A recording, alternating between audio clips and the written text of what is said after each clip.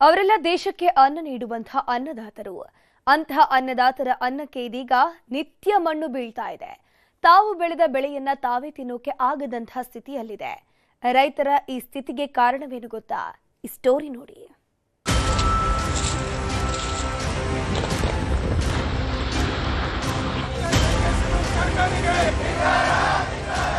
ರೋಗಕ್ಕೆ ಕಾರಣವಾಗತಕ್ಕಂಥ ಧೂಳು ಸಂಪೂರ್ಣವಾಗಿ ನಮ್ಮ ಹೊಲವನ್ನು ಅವಲಂಬಿಸಿಕೊಂಡಿದೆ.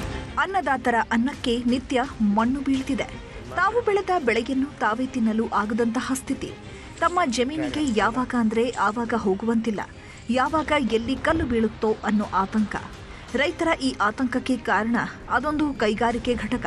ಹಾಗಾದ್ರೆ ಏನಿದು ಅನ್ನದಾತನ ವ್ಯಥೆ ಕಥೆ? ಜಮೀನುಗಳ ಪಕ್ಕದಲ್ಲೇ ಭಯಾನಕ ಬ್ಲಾಸ್ಟಿಂಗ್. ಅನಾರೋಗ್ಯಕ್ಕೀಡಾಗೋ ಆತಂಕದಲ್ಲಿ ಅನ್ನದಾತ.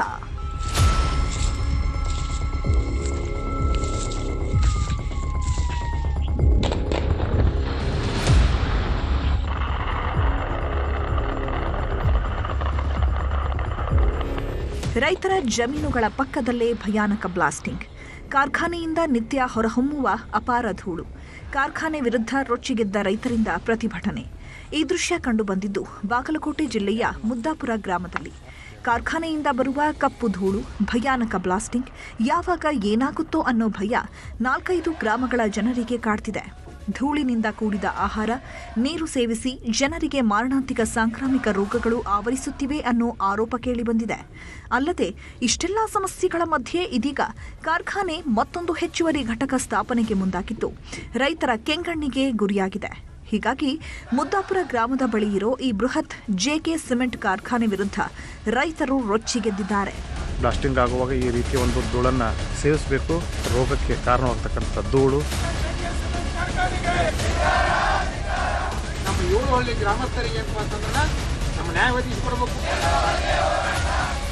ಕಾರ್ಖಾನೆ ಬಳಿ ವೇದಿಕೆ ನಿರ್ಮಿಸಿ ಅನಿರ್ದಿಷ್ಟಾವಧಿ ಧರಣಿ ಸತ್ಯಾಗ್ರಹ ಮಾಡ್ತಿದ್ದಾರೆ ರೈತರು. ಜನರ ಹಿತ ಕಾಪಾಡಬೇಕಿರುವುದು ಜನಪ್ರತಿನಿಧಿಗಳು, ಜಿಲ್ಲಾಡಳಿತ, ಸರ್ಕಾರ, ಕಾರ್ಖಾನೆ ಆಡಳಿತ ಮಂಡಳಿ ಕೈಗೊಂಬೆ ಆಗಿದೆ ಅಂತ ಆರೋಪಿಸಿದ್ದಾರೆ. ನಾವು ಬೆಳೆಯುವ ಬೆಳೆ ಧೂಳಿನಿಂದ ಹಾನಿಯಾಗುತ್ತೆ. ಬ್ಲಾಸ್ಟಿಂಗ್ನಿಂದ ಬೋರ್ವೆಲ್ ನೀರು ಬತ್ತುತ್ತಿದೆ. ಮನೆಗಳು ಹಾನಿಯಾಗ್ತಿವೆ. ಹೀಗಾಗಿ ಪ್ರತಿ ವರ್ಷ ಹಾನಿಗೊಳಗಾಗೋ ಜನರಿಗೆ ಸೂಕ್ತ ಪರಿಹಾರ ನೀಡಬೇಕು. ಹೆಚ್ಚುವರಿ ಘಟಕ ಸ್ಥಾಪನೆಗೆ ಅನುಮತಿ ಕೊಡಬಾರದು ಅಂತ ಆಗ್ರಹಿಸಿದ್ದಾರೆ. ನಮಗೆ ಈ ಜೆಕೆ ಸಿಮೆಂಟ್ ದೂಸು ಬೀಳೋದ್ರಿಂದ ಮುಂಜಾನೆ ಬೆಳಗ್ಗೆ ನಾವು ಕಸ ಹುಡುಗಿದ 1 ಫುಟ್ ಗಂಟ್ಲೆ ದೂಸು ಮತ್ತು ಮನ್ಯಾಗ ಬೆಳೆಯುವಂಥ ಮಕ್ಕಳಿಗೆ ಆಸ್ಮಾ, ಕಣ್ಣು ಉರಿತ, ಕೆಮ್ಮು, ನೆಗಡಿ, ಸ್ಕಿನ್ ಅಲರ್ಜಿ, ಹೊಲದಾಗ ಇರುವಂಥ ಬೋರಿನ ನೀರುಗಳು ಕೆಟ್ಟ ಸ್ಮೆಲ್ ಆಗಿ ಬರ್ತಾ ಇದ್ದಾವೆ. ಆ ನೀರು ಕುಡಿದ್ರಿಂದ ದವಾಖಾನಿಗೆ ಹೋಗಿ ಸಲಾನಿ ಹಚ್ಚಿಸ್ಕೊಂಬಂದಾಗ ಕಡಿಮೆ ಆಕ್ಕಾವು. ಅಂಥವ ನೀರು ದನ ಕುಡಿತಾವ. ಈಗ ಮನ್ಯಾಗ ಉಪಯೋಗಿಸೋ ನೀರು ನಾವು ಜಳಕ ಮಾಡೋದು. ಮನ್ಯಾಗ ಬಾಣಂತಿಯರಿದ್ದಾರೆ. ಜೆಕೆ ಬಾಜು ನಮ್ಮ ಹೊಲ ಫ್ಯಾಮಿಲಿ ಎಲ್ಲ ಅಲ್ಲೇ ಇದೀವ್ರಿ ನಾವು. ನನ್ನ ಮಗಳು ಹಡಿ ಹಾಕೊಂಡ ನಾ ಎಲ್ಲಿ ತಂದು ನೀರು ಹಾಕಬೇಕು, ಬಾಣಿತನ ಮಾಡಬೇಕು. ಕೂಸಿ ನೆರೆದು ತೊಂದ್ರಿ, ಬಾಣಿತನಿಗೆ ಆಕಿಗೆ ಗರ್ಭಿಣಿಗೆ ಹಾಕೋದು ತೊಂದ್ರಿ. ನಾವು ಊರಾನು ತಂದ ನೀರು ಕುಡ್ತೀವ್ರಿ. ಏನು ದಿನ ಒಂದು ಟ್ಯಾಂಕರ್ ನೀರು ತಂದು ಹಾಕ್ತೀರಾ ಏನು ಕಿತ್ಕೊಂಡು ಹೋಗ್ತಿರೋ ಜೆಕೆ ಫ್ಯಾಕ್ಟ್ರಿ. ನಮ್ಮ ಜೆಕೆ ಫ್ಯಾಕ್ಟ್ರಿದಂತ್ರ ಅಪಾಯ ಐತ್ರಿ ಭಾಳ. ನಮ್ಮ ಬೋರಿಗೆ ಕೆಮಿಕಲ್ಸ್ ಬಿಡಾಕ್ತಾರ, ಅಂತ ನೀರು ಬರಾಕತ್ತಾವ. ನಾವು ಕಸ ತೆಗಿಯಂಗೆ ಹೊಲ್ದಾಗ ತೆಲ್ಯಾನ್ ಕೂದಲ ಉದ್ರ ಹೊಂಟಾವ. ಮನ್ಯಾಗ ಕಸ ಹೊಡೆದ್ರ ಸಿಮೆಂಟ್ ಬರ್ತೈತಿ.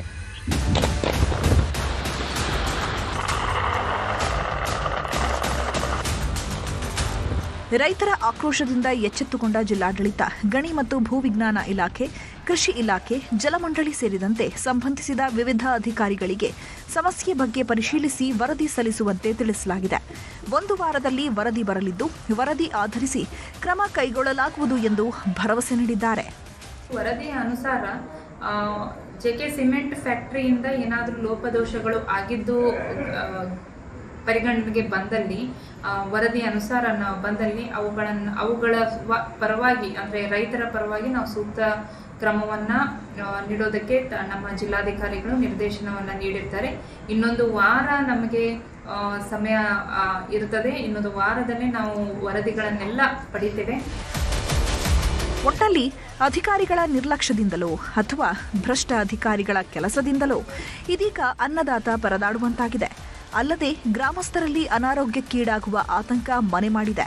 ಆದಷ್ಟು ಬೇಗ ಅಧಿಕಾರಿಗಳು ಎಚ್ಚೆತ್ತು ಸಮಸ್ಯೆ ಬಗೆಹರಿಸಬೇಕಿದೆ. ಮಂಜುನಾಥ್ ತಳವಾರ, ನ್ಯೂಸ್ 18, ಬಾಗಲಕೋಟೆ.